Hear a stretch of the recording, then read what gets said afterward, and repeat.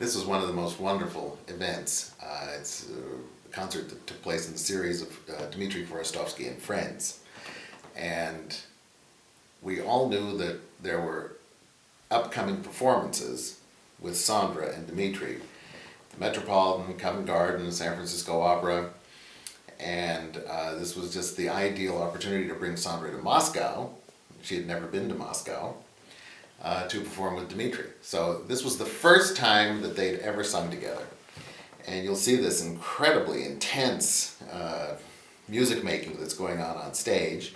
The whole experience of being in that tremendous concert hall, which is one of the best acoustics in the world, working with Dmitri for the first time, Dmitri experiencing working with Sandra for the first time. They'd seen each other at the Met and they'd knowing each other, but I think that the fact that they really had only this was the first time that they were working together, that it was a very exciting experience for both of them, and it was something that then everybody was looking forward to everywhere else. The Great Hall of the Moscow Conservatory is one of the great concert halls of Europe. Everybody in Russia had performed there, all the greats. Tchaikovsky, Rachmaninoff, everybody who was anyone. It was built in the late 19th century, and the two Rubinstein brothers, Anton and Nikolai, were heads of the two conservatories in Imperial Russia. One of them was in Moscow, the other was in St. Petersburg. And for the last 20 years I'd been intimately involved with that concert hall, with many, many performances there and recordings. In fact, most of Dmitri's recordings were done at the Great Hall of the Conservatory with my orchestra. What was wonderful about this performance is, that, again, the fact that they did the Trovatore, the scene from Act 4, and they did this wonderful scene from Ballo. And I don't believe that Sandra had performed Ballo before. Of course, Dmitri had done it many, many times. And it was just a brilliant performance of that scene, and the music is so vibrant and fantastic, and the singing was great. And on the CD, we have an extra added bonus of the recognition scene from Simon Boccanegra. So if you don't have that CD yet, I think it's a good idea for you to get that too.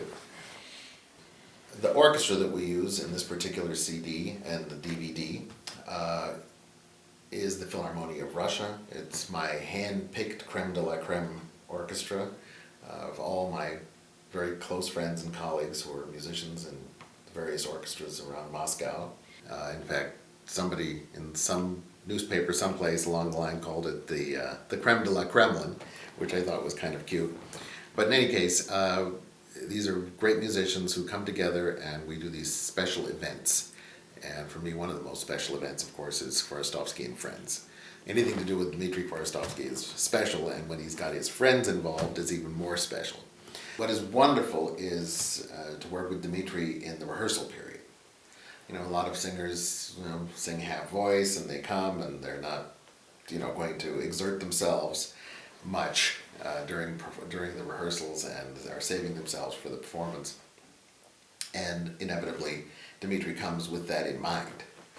But about 2 minutes later, it's really an incredible experience, because he's like half humming, half singing in the beginning, and then all of a sudden, he's singing full out, full force, total emotion, total dedication, total commitment to the work that he's singing, to the aria or the duet or whatever. And of course, the partner involved here, Sandra, is a very intense musical personality, and I think that the blend and the mix of them getting to know each other, first of all during the rehearsal period, and playing off of each other, really made for an incredibly interesting performance on the stage of the Great Hall of the Conservatory.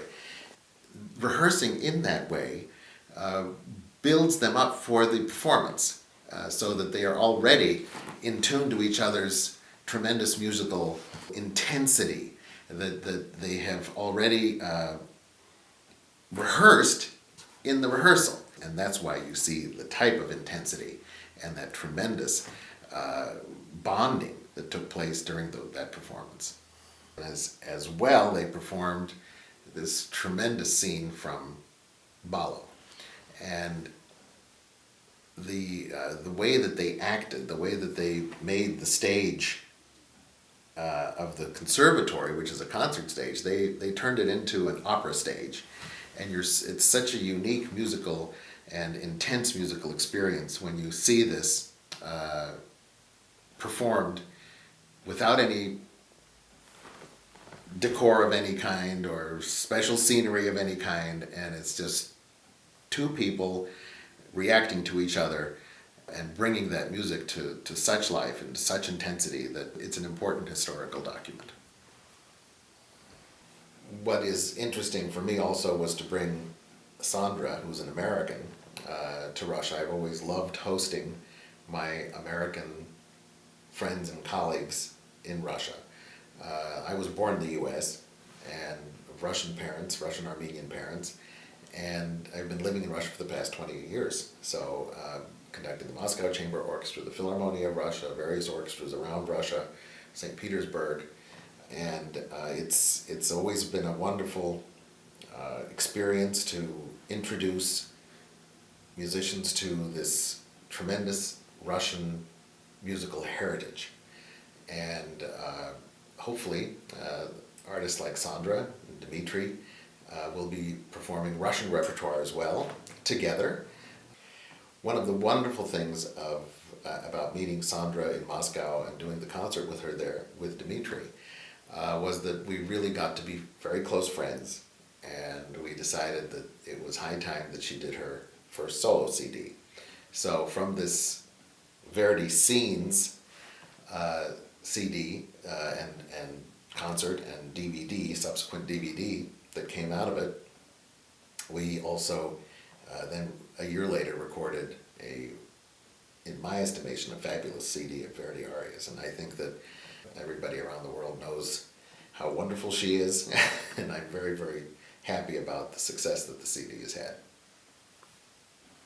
Another thing that you'll find is quite unique is the fact that they announce each piece before the actual work is performed.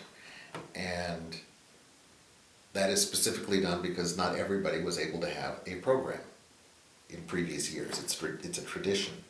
And programs are purchased there, so you're not forced to purchase a program, and you still know what's being performed. Typically, well, I won't say European, but specifically Russian phenomenon with the flowers, with the gifts, with the books, with running up and asking for an autograph and all these sorts of things.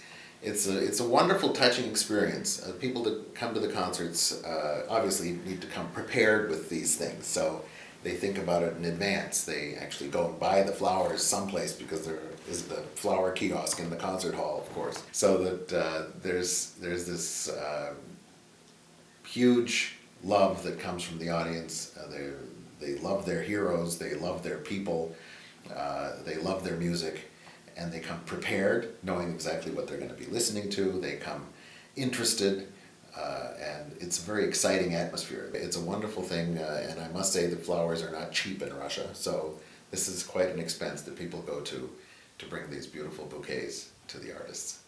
This concert in particular, there were a lot of colleagues that were in the concert hall. Renee Fleming was there. I was doing a concert with her just a couple of days later in Moscow. Olga Guryakova, a wonderful soprano, was there. Many friends from the United States flew in. It was a wonderful, wonderful event. And it's, again, for Rostovsky and Friends, it's an ongoing series of concerts that we do every year with Dmitry in the Kremlin, in the Great Hall of the Conservatory. Different artists coming, different artists performing.